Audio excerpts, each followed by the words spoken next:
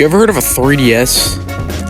Well, if you have you heard of Super Mario 3D Land? Basically, it's the game that people loved for about a day, and then it flew out of everybody's minds like it was nothing.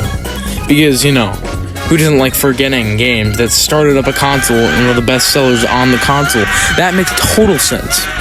3D Land is nowhere to be found. What about people not knowing that Super Mario 3D World is actually a sequel? These are all the questions that I'll be talking about in today's video. So before we start it off, make sure you hit the subscribe button, and let's get into this video and talk about how Super Mario 3D Land was forgotten in time for some stupid reason.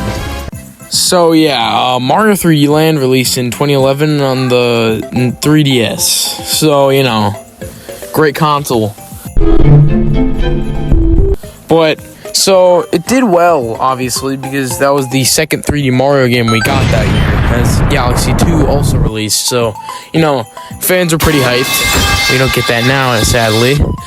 But here's the thing, right? Super Mario 3D Land was a combination of basically the classic 3D Mario game and the classic 2D Mario game, which meant more linear levels and a main goal at the end, instead of the giant landscape where you could do missions and stuff.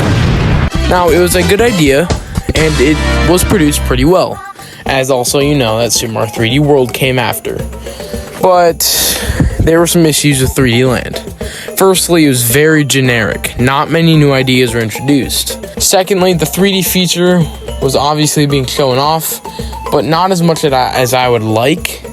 I feel like they could have used it more, maybe in more actual complete levels. Now, I understand that wouldn't have compatibility well with the 2DS, but, they'd find a way. And really, it was a good game. It's a good favorite of mine for the 3DS, as I've played it through many times. And just like a 2D Mario game, you gotta collect 3 star coins and get to the end. So, yes, I have 100% 3D Land. It's not that difficult. Now, the game definitely has some challenge factored, but the levels are very short and the worlds are very short. You can beat the game pretty quickly if you try. You could beat it in one sitting if you played for a few hours. Also, it's almost impossible to get a game over in this game because you get plenty of lives. As in the second level, there's an infinite one-up glitch that's very easy to do. Obviously, the classic, jump on a Koopa shell, bounce it off a wall, boom, boom, boom, boom. Not that difficult. And with that, you can just basically get max lives if you do it like twice.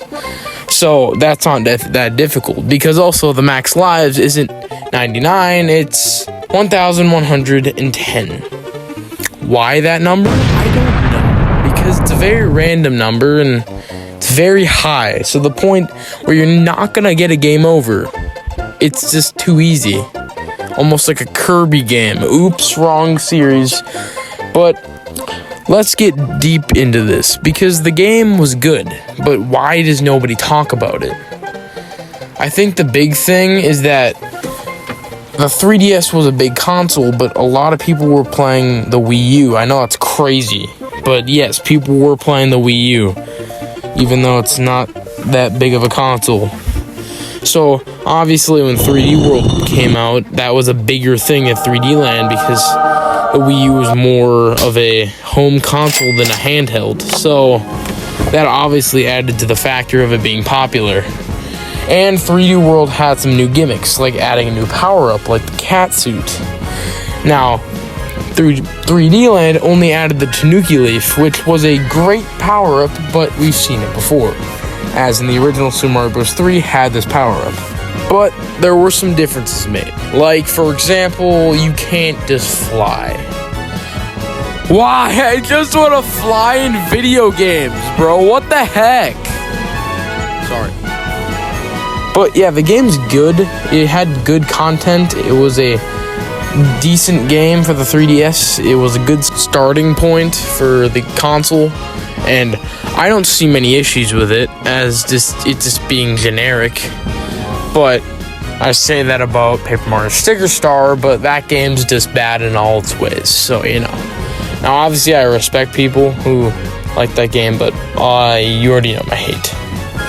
But yeah, Super Mario 3D Land, it's a great game. I don't understand why it's just so unknown in the series, as people know 3D World, but don't know 3D Land. And this game also brought back some features from Galaxy. It had a lot of influence with Galaxy, because it brought back shadow clones. It had a lot of music taken and assets. It was very Galaxy-like, which I enjoyed because the Galaxy is one of my favorite Mario games of all time. And it's just a good game overall. So that's my opinion on why Super Mario 3D Land was forgotten, as I don't really understand its reasoning. But that's it. And that's the video. Thank you guys so much for watching this video. I worked a lot on it, and Mario, what are you doing? What are you doing? What are you doing?